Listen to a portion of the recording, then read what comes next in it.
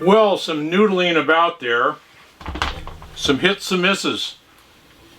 We're looking at a, I'm going to have to get up close and personal, and I'm going to have to get some more light on in here. So we'll take a break and be back in a split second. Better already. We're looking at a Schecter, I can never remember, C/SH1. And I don't think they make these anymore. I think it's the same as the others, as a lot of the others that I have. They're out of date. They do make this, I think, still with a piezo pickup in the bridge area, about $1,000 I think now.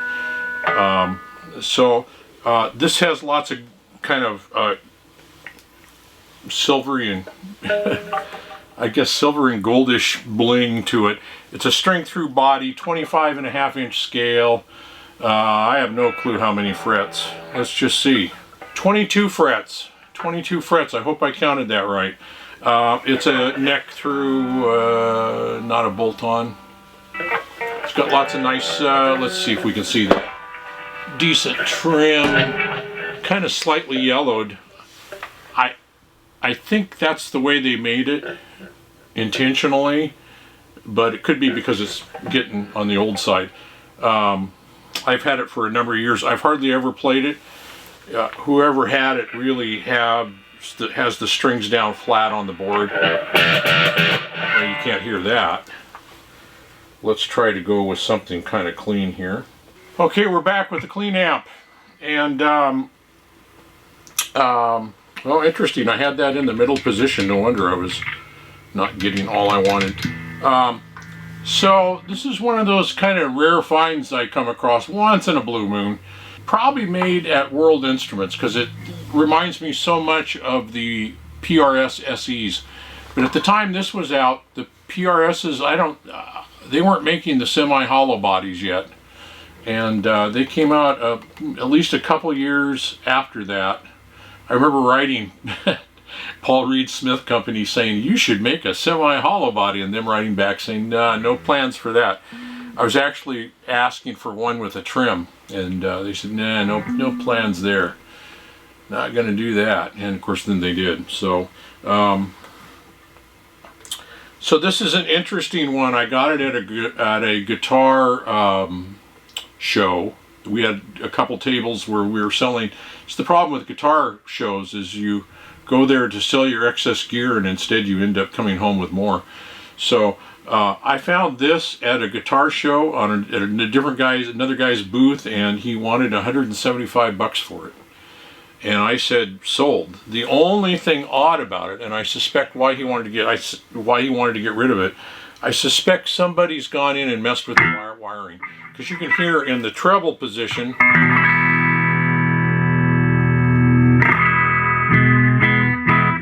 It sounds really deep and responsive. It's still got some treble, and in the bass position,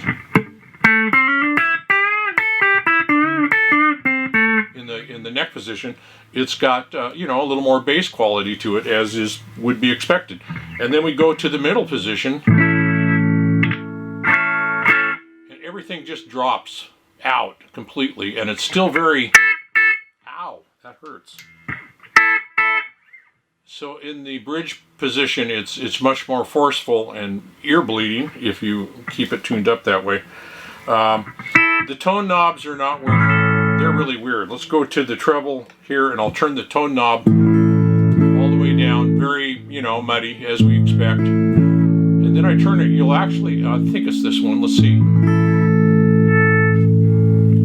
No, it's not that one. That goes all the way treble. Somewhere in there.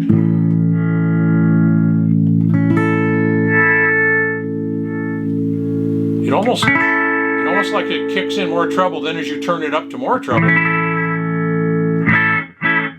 it doesn't do much. So it's almost like a on and off, and we do that in the neck pickup.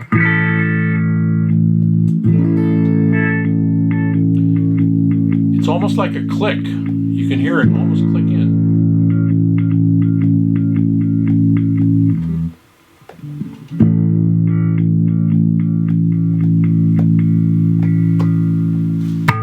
Almost like a click. Yeah, it's in the neck pickup, not in the bridge pickup that does that. So it's a really nice guitar. It plays great. The fretwork on this is as good, if not better, than just about anything I own, and I'm a real stickler about fretwork. This is just, you know, rounded off, rolled off frets. I don't know if Schecter did that or if somebody did it after the fact. So I suspect somebody's messed with it. I suspect the pickups sound pretty good. You know, in the early days they were using Duncan design pickups on some of these sort of the C1 type guitars. If you look at my other video on my C1, it's got Duncan design pickups. These don't say Duncan design, but I bet you they are. I'm okay with these. They sound pretty okay. I probably, if I sit right next to another similar guitar with really good pickups, I'd probably say, oh man.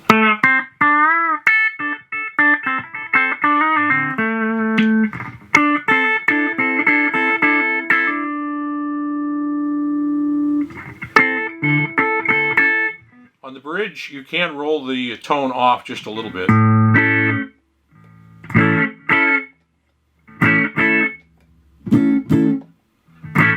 Get down to that one position, it just shuts it down completely, as I've shown on other guitars as well. No push-pull stuff here. Really nice blingy knobs, knurled knobs with, you know, the rough edges and all that kind of stuff. So I suspect somebody, this was 175 bucks, I couldn't resist. It plays great. I've not done anything to it at all. In fact, I don't believe I've changed strings, you know, so it was used when I got it. And clearly these are not the factory. Whoever had it put strings on it. It does have, with no volume, the strings are low enough. You hear just almost a pinch of buzz on the open.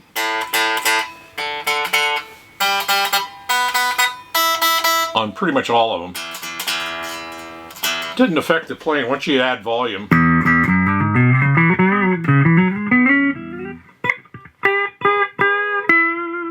You really can't hear that at all, and it just plays. It's like I think a shredder would love this thing. You know, I'm just not the shredder, so.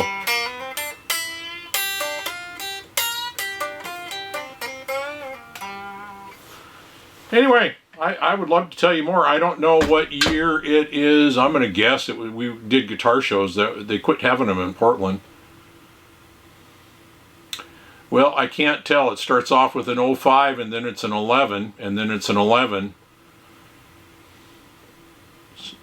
2005, 2011, I don't know. That would be my guess. Yeah, or May S0511. So May 11th of 11, maybe? I don't know.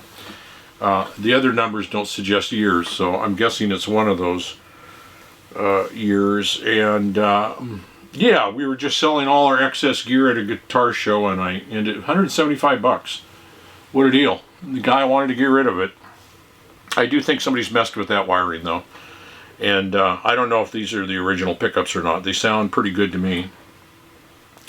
Aha, I see the rear pickup is missing one screw down here and one screw up here. I never noticed that before.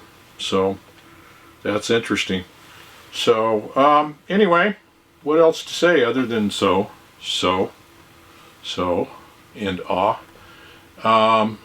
got a volute, small volute on the back of the neck, on the back of the headstock and neck, string through, I think I said that. Good trim, great looking wood coming through. This has to be from the same place like World Instruments where the SEs used to be made. They make good stuff. It's not light. It's pretty, you know, I don't know what it is. I'm going to guess right around 7, maybe just shy. Considering it's semi-hollow, it seems pretty heavy to me. So I don't know. I'm guessing a pretty big center block in there somewhere. If you have any questions, feel free to ask. I can try to find the info. I didn't find much on the original models, and there was one like blog space that suggested that they had changed something on it over the years, and some sort of spec on it. So I don't know. They do have Grover tuners. The regular old Grovers there. You can't see, man. I gotta get me some extra cameras so I can do a 2-camera shoot.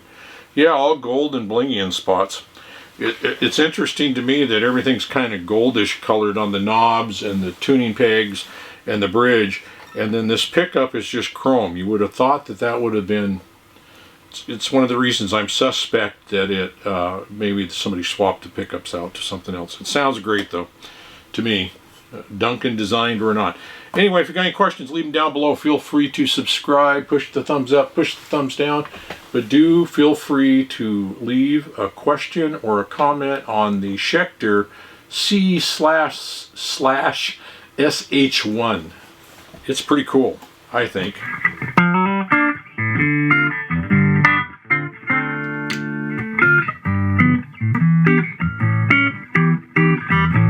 Until next time, we'll talk to you later.